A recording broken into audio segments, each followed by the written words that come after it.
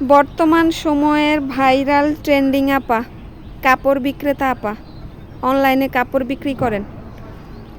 তারপরে এটা ওনার পরিচয় না, উনি নিজেকে দাবি করেন নারী উদ্যোক্তা হিসেবে, উনি নিজেকে দাবি করেন ফ্রিডম মহিলা, মানে উনি নিজেকে স্বাধীন মহিলা ভাবেন। সরি, এটা ভুল হয়েছে। যাই হোক, ওনার আরও পরিচয় হচ্ছে, ওনাকে বাংলাদেশের জনগণ চিনেন পাঙ্গাস মাছ মুখী আপা বলে।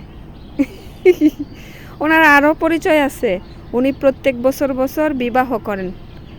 ওনার প্রথম স্বামী, ওনার সাথে বনিবনা হয় নাই, দ্বিতীয় স্বামী মারা গেছেন, তৃতীয় স্বামী বর্তমান আছেন। যাই হোক, আল্লাহই জানে উনি আর কয়টা বিয়ে করবেন, এগুলা না বলি। ওনার এই হচ্ছে পরিচয়, আমি জানি না আর কি পরিচয় আছে, আমি এই কয়েকটাই জানি। তো উনি 2-3 দিন আগে দেখলাম সংবাদ সম্মেলন করে বাংলাদেশের প্রধানমন্ত্রীকে উদ্দেশ্য করে জামায়াতের আমিরের নিবন্ধন বাতিল করার দাবিতে নামছেন।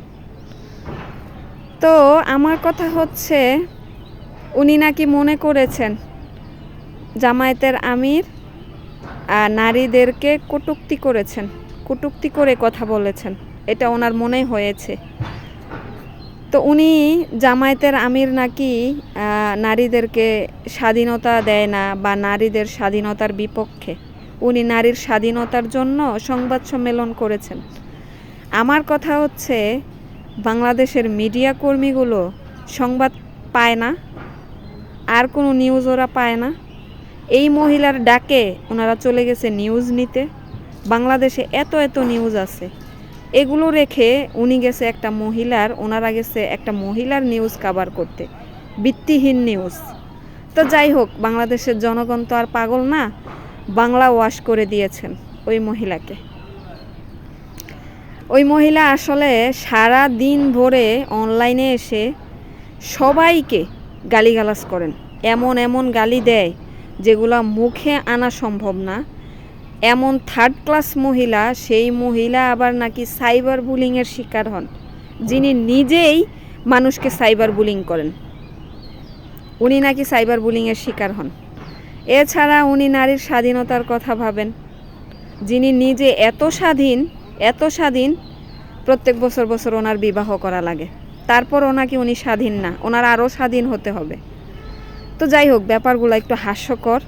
বাংলাদেশের জনগণ, পাবলিক এমন ধোয়া ধুইছে যে উনি একটু ভাইরাল হওয়ার চেষ্টা করছিলেন। উনি এমনিতেও ভাইরাল, মাঝখান দিয়ে একটু ডাউন হয়ে গেছিল, এখন আবার একটু জামায়াতের আমিরের ধারা একটু ফ্রন্টে আসার চেষ্টা করছিলেন। তো যাই হোক, বাংলাদেশের জনগণ ধুয়ে দিছে।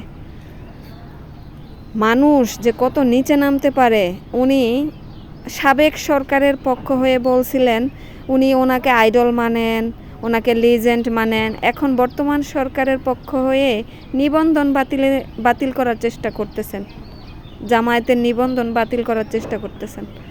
তো উনি হচ্ছে যখন যেই সরকার আসবে সেই সরকারের পক্ষে থাকবে। এই মহিলাকে সবাই বয়কট করবেন, এই মহিলার কাপড় কেনা থেকে সবাই বিরত থাকবেন। উনি একটু বিক্রি বাড়ানোর চেষ্টা করতেছেন, একটু বিক্রয় হওয়ার আপনারা কিন্তু দুষ্ট আছেন, অন্য কিছু ভাইবেন না।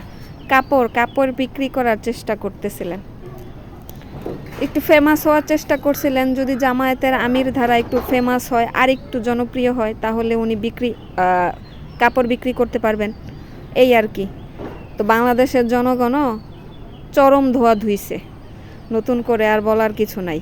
আমার কথা হয়েছে, নিউজ কর্মীরা যারা সাংবাদিক, তারা এত নির্লজ্জ কেন?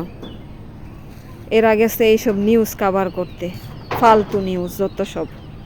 আর কিছু বলার নাই আসলে, এইসব মহিলাদেরকে সবাই বয়কট করবেন, সোজা কথা।